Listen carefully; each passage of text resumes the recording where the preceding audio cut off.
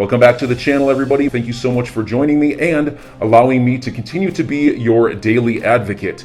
If you're new here or you're not subscribed for any reason, please do me a huge favor and hit the subscribe button. Thank you to all of you who have been watching and following me for so long. It truly means a lot, and I'm glad that I can be this person. Ripple vs. SEC. Brad Garlinghouse expecting some court decisions soon, and he also highlights exactly why it's provably the case that SEC Supreme Leader and Dictator Kim Jong-Gensler is indeed behind the idea of regulation by enforcement.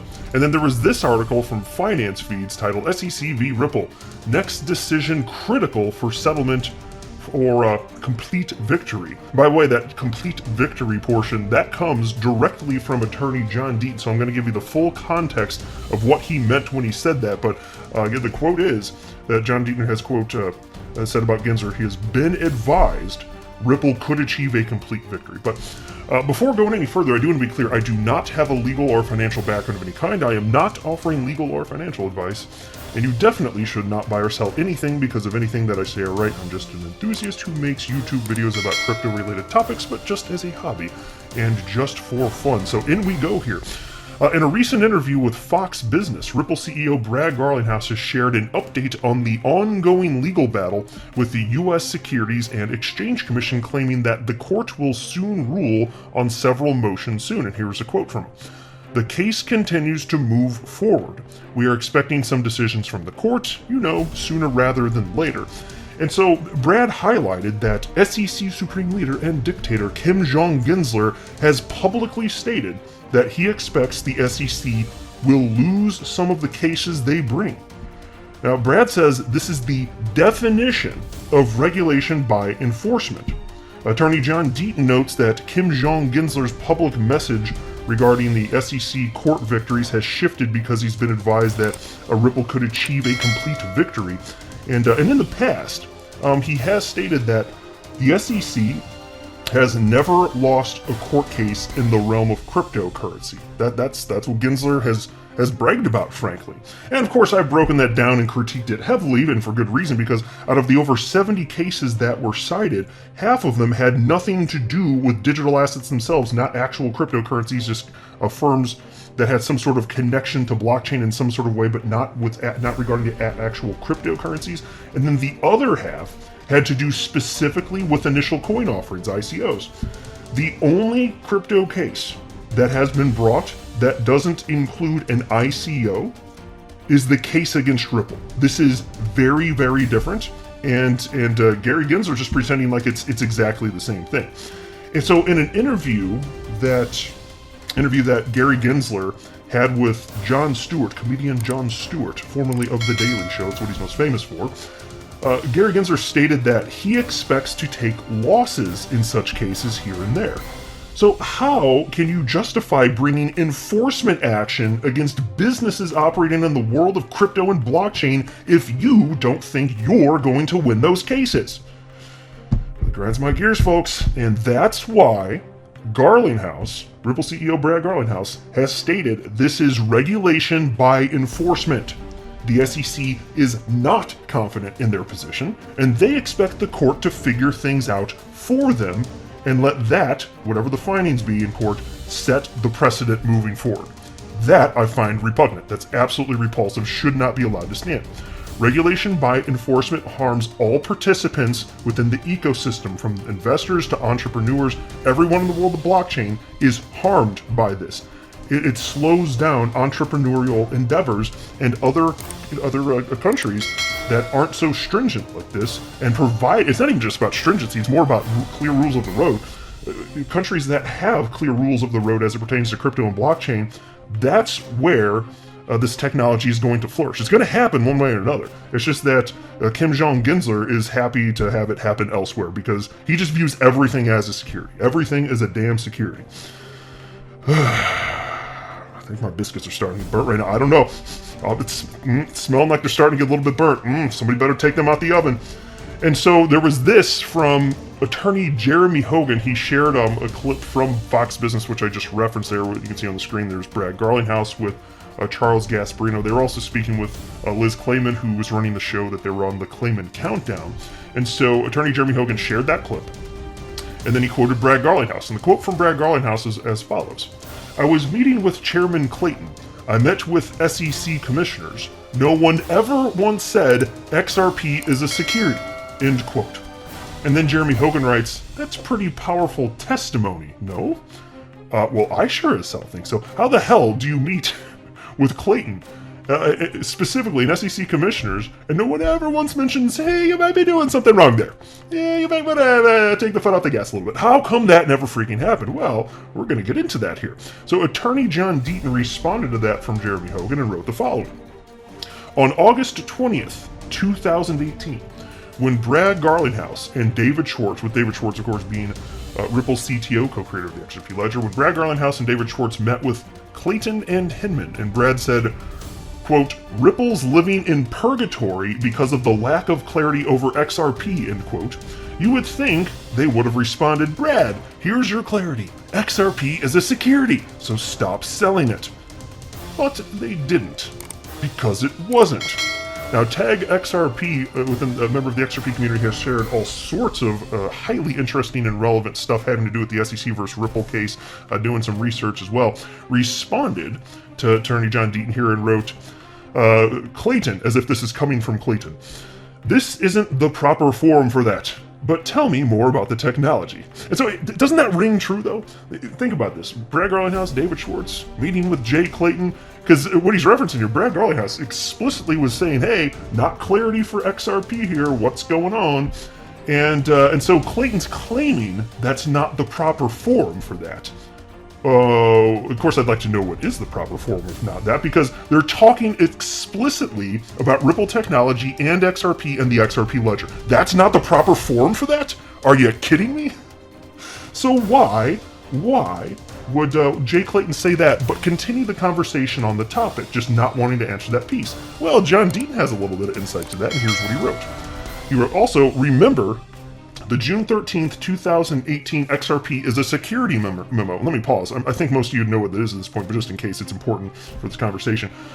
There is a memo from the SEC dated June 13th, 2018, and we haven't seen the contents of it. Ripple hasn't seen the contents of it, but the judge has. The judge has done an in-camera review, which just means in-person review of these documents. And this June 13th, 2018 memo, which the SEC admits is about whether or not XRP is a security, it indicates they did an analysis, okay? So even though we haven't seen it ourselves with our own eyes, we can glean some information just based on what's occurred at this point. And so John Deaton on this topic wrote the following.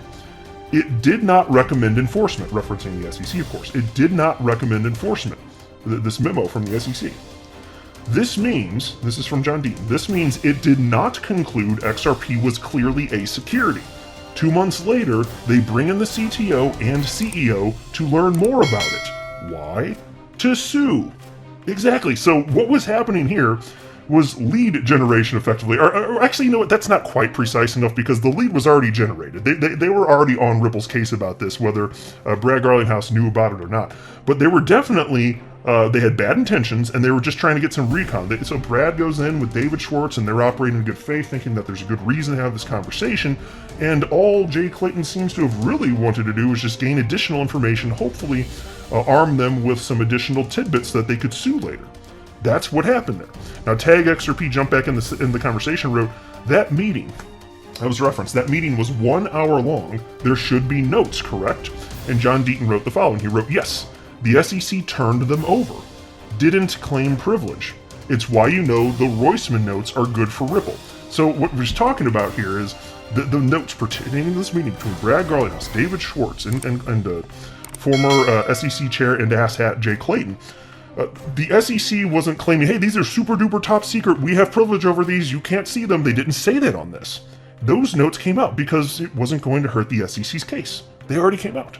But then we have these notes, notes pertaining to a meeting between two people, between former SEC commissioner, he was the commissioner at the time the meeting happened in November 2018, between Elad Roisman, SEC commissioner, and Ripple CEO Brad Garlinghouse. Those were the two people that were active in the meeting, and there was a third person there, Matthew Estabrook, who was taking notes during that meeting.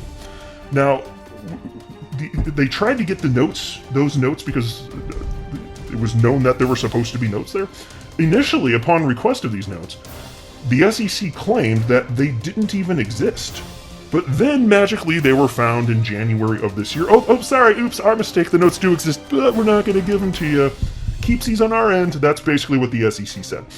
And why? Because mind you, there was nothing super duper top secret in there. If it was, like, why was Brad Garlinghouse allowed to be in that meeting? Doesn't make any damn sense. With anybody that has half a brain, that don't make no damn sense up in his bitch. So this is why John Deaton says, you know that the notes are good for Ripple and not good for the SEC. You might be saying, well, how could that be the case? I mean, Brad Garlinghouse was there, so he's already said what's in them. How could this be bad for the SEC? The reason is the notes would corroborate what Brad Garlinghouse said. Brad Garlinghouse stated that he was told during that meeting by Elad Roisman, then commissioner, one of the 5 people on the planet that votes on whether or not to bring legal action against individuals and businesses. He told Brad Garlinghouse, according to Brad Garlinghouse, that he did not believe XRP was a security. So it would corroborate exactly what he's stating. That would hurt the SEC case, so they're claiming that the notes are privileged and that nobody else should see them. You see how the game is played here? Doesn't seem quite right, doesn't seem quite fair. And then there's this. So we've got the best is yet ahead. Stick with me, folks. Wait till we get into the rest of what Attorney John Deaton had to say.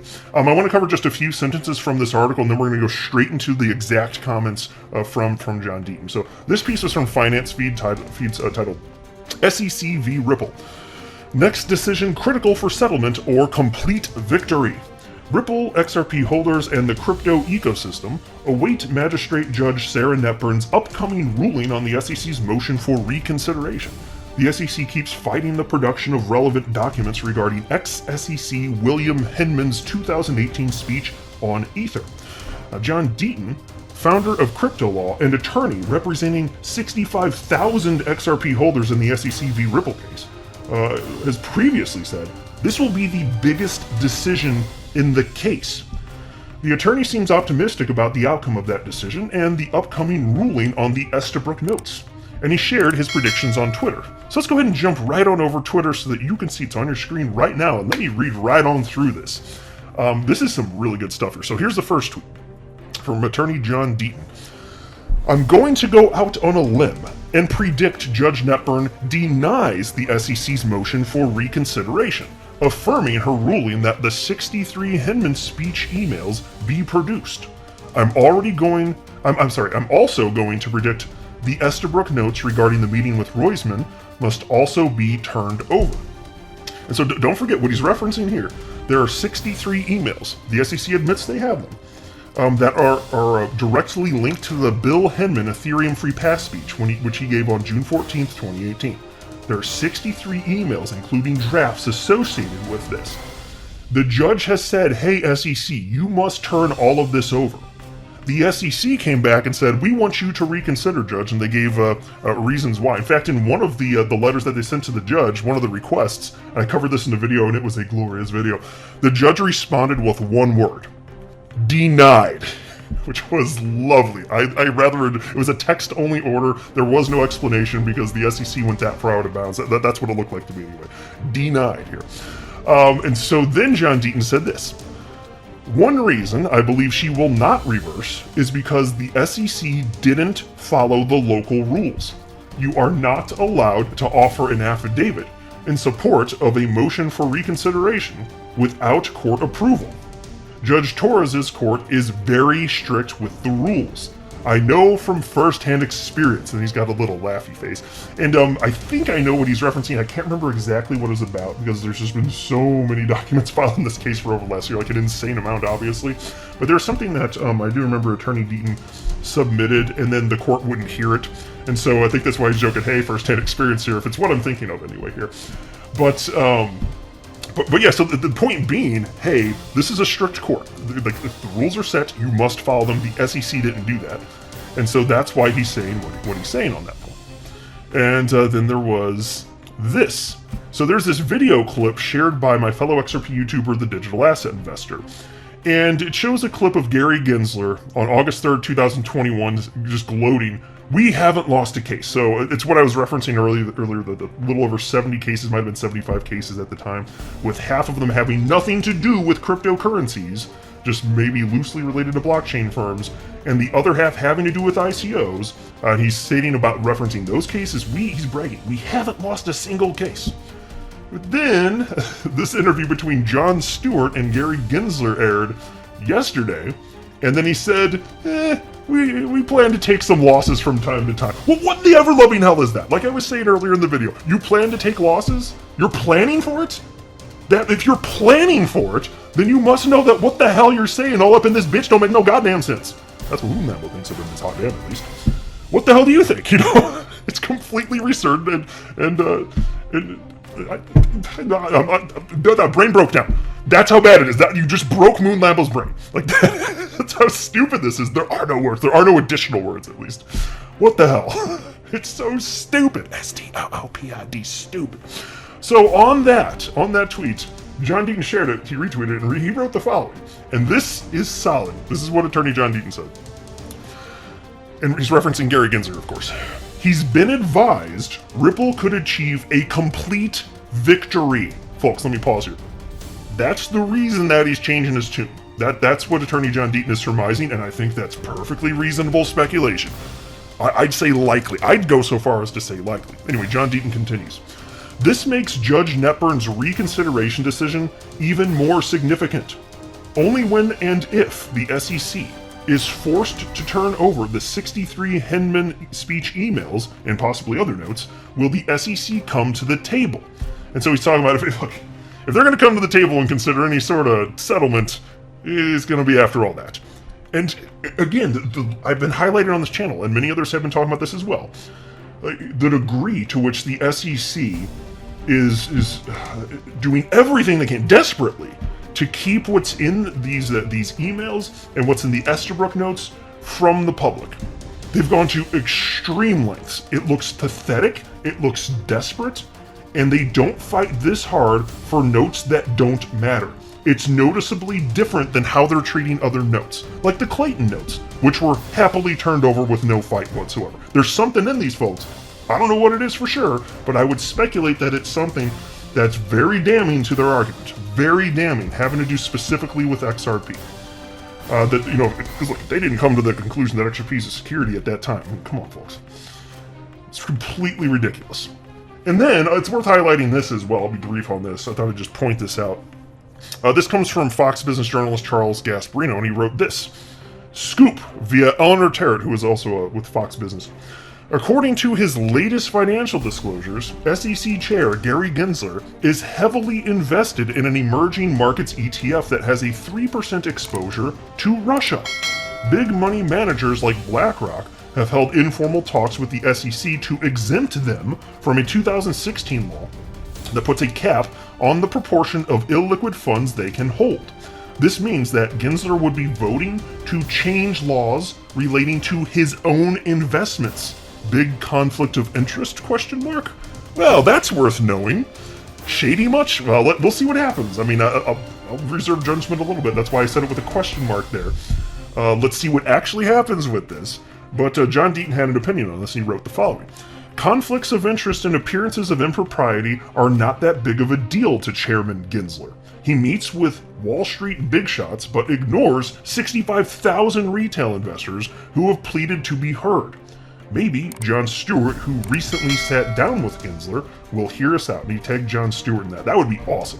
I would love for that to happen. So enjoy your day, everybody. I'm always here for you. Leave any comments or questions below, and be sure to subscribe. But thanks, everybody. I really appreciate you. Enjoy your day, and I always have your back. So thanks so much, everybody.